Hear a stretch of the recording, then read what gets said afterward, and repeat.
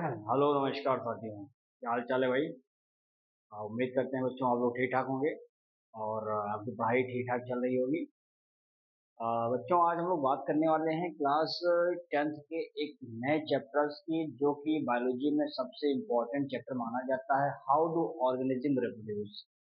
ये बायोलॉजी का तीसरा चैप्टर है और ये चैप्टर्स जान लीजिए कि आपके एग्जामिनेशन पॉइंट ऑफ व्यू से अगर देखा जाए तो काफ़ी वेटेज रखता है, काफ़ी इंपॉर्टेंस रखता है।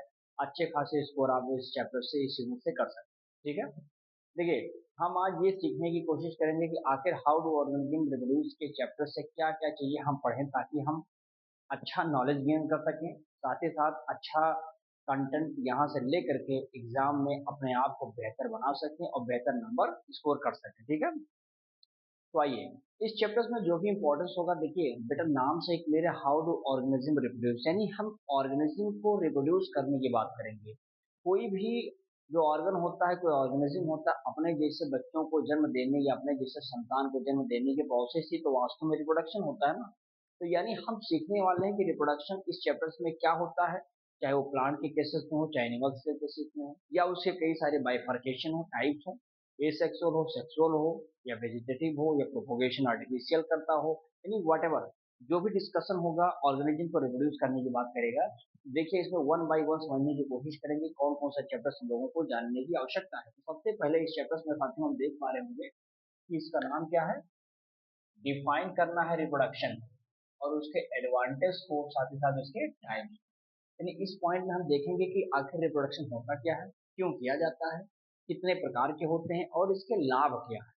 ये सेक्सुअल हमारे लिए इंपॉर्टेंस है कि सेक्सुअल है, कौन जेनेटिक मटेरियल्स को प्रिजर्व करता है और कौन एवोल्यूशन या कहते हैं वेरिएशन क्रिएट करता है, ये भी जानने की जरूरत है। ये सारी चीजें हम इस टॉपिक में समझेंगे, साथ ही साथ इसके लाभ वगैरह भी जानेंगे। ठीक है ना। अभी इसमें समझने की बात दूसरा है कि आखिर वेजिटेटिव प्रोपोगेशन क्या है, यानी नेचुरल मेथड के द्वारा, यानी हम प्लांट का कोई भाग लेकर के कट करके और कट करने के बाद मिट्टी में डाल करके उसको नए पौधे के रूप में तैयार कर देते हैं। ये प्रोसेस भी इसमें हम देखने को मिलेगा। इसमें हम लोग आर्टिफिशियल मेथड भी कहा जाता है। देखिए आर्टिफिशियल मतलब होता है कि जो नेचर ने खुद न डिसाइड किया हो, हम आप मिल करके कुछ ऐसी व्यवस्था तैयार कर दें जिस व्यवस्था के माध्यम से एक नया पौधा तैयार हो जाए, एक नया ऑर्गेनिज्म बन जाए, चाहे ऑर्गेनिज्म हो चाहे पौधा हो। यानी इन सब चीजों को जब हम आर्टिफिशियली करते हैं तो इस सिस्टम को हम लोग आर्टिफिशियल मेथड के अंतर्गत जानने और समझने की कोशिश करते हैं। ये दो टॉपिक क्लियर हुआ। आगे देखेंगे कि हम समझेंगे कि आखिर सेक्सुअल रिप्रोडक्शन जो होता है इन फ्लावरिंग प्लांट क्या है। अर्थात हमको जानने की जरूरत है कि आखिर जो एंजियोस्पर्मिक प्लांट बॉडी होती है, उसका जो रिप्रोडक्टिव पार्ट होता है अर्थात फ्लावर, उस फ्लावर की क्या अहम भूमिका होती है पौधों के केसेस में। यानी पौधा अपने जैसे बच्चों को, अपने जैसे पौधों को जन्म देना चाहता है, तो जाहिर सी बात है कि उसके पास फ्लावर होना चाहिए। फ्लावर वही जिसकी यूनिट्स आपको, जिसके चार पार्ट निकलेंगे, कैलिक्स होगा, करोला होगा, एंडोसियम होगा, गाइनोसियम होगा। क्योंकि कैलिक्स करोला एक एक्सेसरी पार्ट होता है फ्लावर का, लेकिन वहीं पर एंडोसियम एक मेल पार्ट होगा और गाइनोसियम इज फीमेल पार्ट होगा। समझ में आई बात है। ये तमाम चीजों के बारे में अच्छे से एक्सप्लेन करेंगे और जिससे हम लोगों को ये समझ में आने की, हम समझेंगे कि कैलिक्स का क्या रोल होता है, कैलिक्स कहाँ पर यूज किया जाता है, या एंडोसम गाइनोसम क्या रिप्रोड्यूस करते हैं जिससे नए पौधे तैयार हो जाते हैं। तो ये सारी बातें हम लोग समझेंगे कहाँ पे, रिप्रोडक्शन में फ्लावरिंग प्लांट। अगला देखेंगे पॉलिनेशन एंड टाइप्स। पॉलिनेशन का मतलब होता है कि transfer of pollen from the anther to the stigma. Male का हिस्सा उड़ करके जाए कहाँ से, धमाल से उड़ जाए किसके पास, फीमेल वाले भाग के पास, और जहां दोनों मिल जाए वहीं पर टाइम टाइम कुछ प्रोसेस तैयार कर दें। इस प्रोसेस को पॉलिनेशन कहा जाता है। ये दो प्रकार का होता है। एक तो हो जाएगा कि अपने पड़ोसी में चला जाए, यानी सेल्फ में चला जाए। एक हो जाए कि पड़ोसी से छोड़ो दूसरे राज्य में चला जाए, यानी क्रॉस पॉलिनेशन कर दिया। ये तमाम सिस्टम को हम समझेंगे इस टॉपिक में। क्लियर यहाँ तक? अर्थात इसमें आपने समझ लिया होगा कि पॉलिनेशन क्यों होता है और क्यों किया जाता है, कितने टाइप्स होते हैं, चाहे वो सेल्फ हो चाहे वो क्रॉस होता है। अलग अलग एजेंट्स भी होते हैं। देखिए पॉलिनेशन करवाना है तो पॉलन को उड़ा करके कोई तो लेकर जाएगा, उसमें भी बायोटिक भी फैक्टर होता है, कुछ एबायोटिक फैक्टर होते हैं। यानी कुछ लिविंग ऐसी चीजें होंगी जो चीजों को पकड़ करके दाने को ले जाएंगे, पॉलन को छोड़ देंगे कहीं पे। विंड भी काम करता है, पानी भी काम करता है, हवा भी तो काम कर ही रहा है। एनिमल्स भी यूज करते हैं भाई। एनिमल अगर कुत्ता है, मान लो कहीं किसी पौधे के फ्लावर्स के ऊपर पैर रखा हुआ है, तो उसके पॉलन से पैर में छूट जाते हैं। जब वो फीमेल फ्लावर्स के पास जाता है तो वहाँ के साथ उसको क्या करता है, उसको ट्रांसफर कर देता है। ये सब क्या है, पॉलन का ट्रांसफर। आपने देखा होगा कि आपकी सीढ़ी, अपने घर के बगल में कोई एक नया सीढ़ी पर पौधा लग जाता है, क्या है ये, पॉलिनेशन का तो ट्रांसफर हुआ है ना। तो ये जो ट्रांसफरिंग सिस्टम होता है, यह भी कहीं ना कहीं एक चीज जानने की हमें एक जिज्ञासा पैदा कर देता है कि आखिर पौधा छत पे लग गया, ये कैसे पॉसिबल है, दीवार पर लग गया, ये कैसे पॉसिबल है। तो साइंस इन सब चीजों के सवालों की बात अपने आप में एक समझाने की कोशिश करता है, जो कि पॉलिनेशन के केसेस में कुछ चीजें डिस्कस करेंगे यहाँ पर। क्लियर है यहाँ तक बात? आगे देखिए भैया, आगे क्या है इसमें। अब आता है fertilisation and the development of the seed, अर्थात हम ये समझने की कोशिश करेंगे इसमें कि क्या है ये फर्टिलाइजेशन, क्या होता है। यानी फ्यूजन ऑफ द मेल और फीमेल गैमेट दोनों फ्यूज हो जाए, भाई मेल कहीं हो फीमेल कहीं हो, दोनों लोग आओ मिलो फ्यूज करो बनाओ जाइगोट, फर्टिलाइजेशन करो। जब फर्टिलाइजेशन पौधा कर लेगा तो साथ साथ अब डेवलपमेंट करेगा किसका, सीड का। अब सीड डेवलप करेगा, और सीड जब डेवलप करेगा तो जाहिर सी बात है कि अब बाद में उसका जर्मिनेशन भी होगा। देखिए जो फीमेल पार्ट होता है ओवरी, उस ओवरी में पाया जाता है एक छोटा सा गोले की तरह स्ट्रक्चर्स होता है, उसी का नाम क्या होता है बेटा, उस गोले स्ट्रक्चर्स को ही हम बोलते हैं क्या, इसको ओव्यूल कहा जाता है। लेकिन जब फर्टिलाइजेशन हो जाता है तो वही ओव्यूल बदल जाता है ओव्यूल में, सॉरी ओव्यूल बदल जाता है सीड में, और जो ओवरी होता है ये कंप्लीट रूप से बदल जाता है किसमें, फ्रूट में बदल जाता है। ये कब होता है, जब फर्टिलाइजेशन हो जाता है। हालांकि इसमें डबल फर्टिलाइजेशन नहीं है जो नवास्चिन साहब ने बनाया था, जिसमें मेन एनर्जी सोर्स बनता है इंडोस्पर्म, वो इसमें नहीं। अब ये जानना होगा तो हम समझा भी देंगे इसमें, ठीक है। फिर देखेंगे जब सीड पैदा हो जाता है, बन जाता है, तो फिर जर्मिनेशन होता है, नया पौधा तैयार हो जाता है। ये सारी बातें इसमें हम समझेंगे। एंड फाइनली इसमें देखेंगे अगला topic, reproduction in the human being. भाई ये तो हमारा आपका बाहर है, इसमें हम आप अपने जैसे संतानों को जन्म दे करके अपने संतानों को, अपने वंशज को आगे बढ़ाना चाहते हैं पीढ़ी दर पीढ़ी, तो जाहिर सी बात है कि रिप्रोडक्शन करना पड़ेगा, और रिप्रोडक्शन करना बहुत जरूरी है। अपने वंशज को आगे बढ़ाना है तो जरूरी है कि अपने जेनेटिक मटेरियल को प्रिजर्व करिए, कंटिन्यू जनरेशन टू जनरेशन क्या करे, चलता रहे।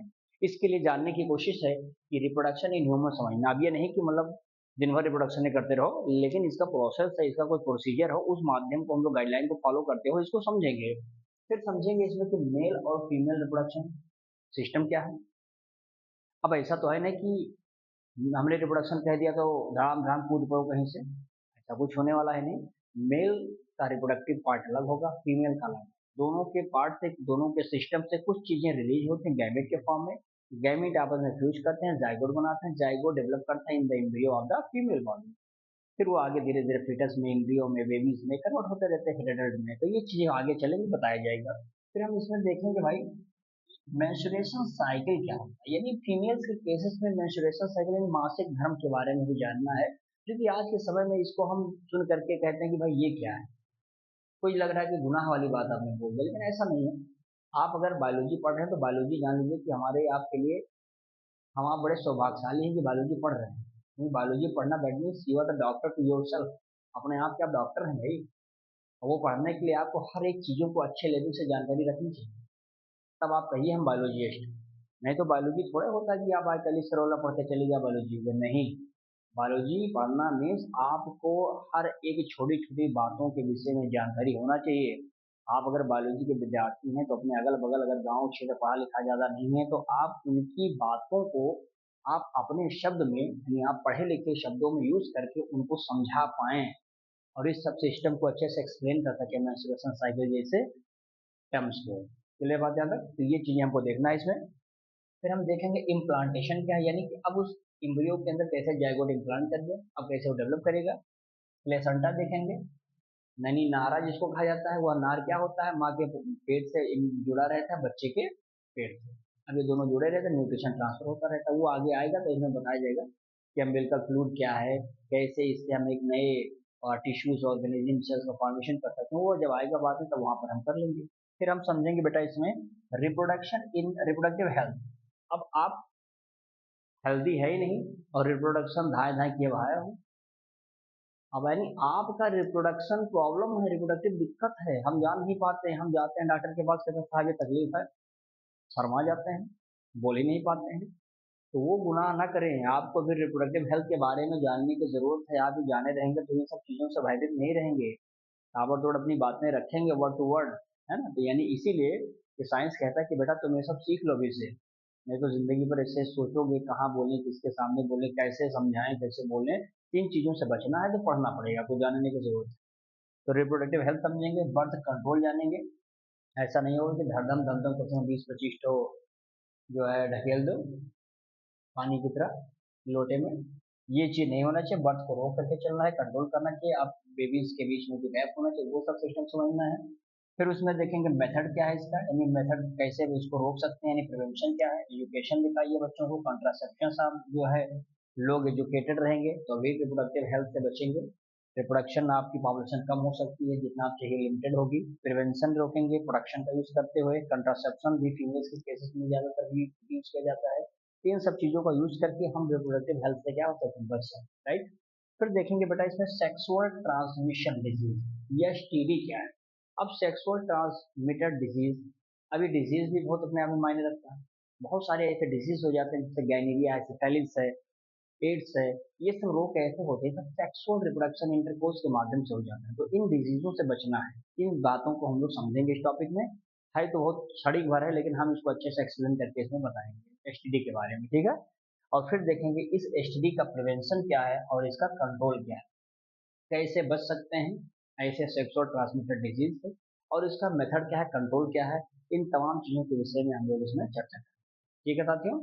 तो बेटा आज हम लोग इतना ओवरव्यूज के बारे में देख लिए हैं। अब हम लोग इसी के 1 to 1 टॉपिक को लेकर के चलेंगे और आज हम लोग ओवरव्यूज के बारे में समझ रहे हैं।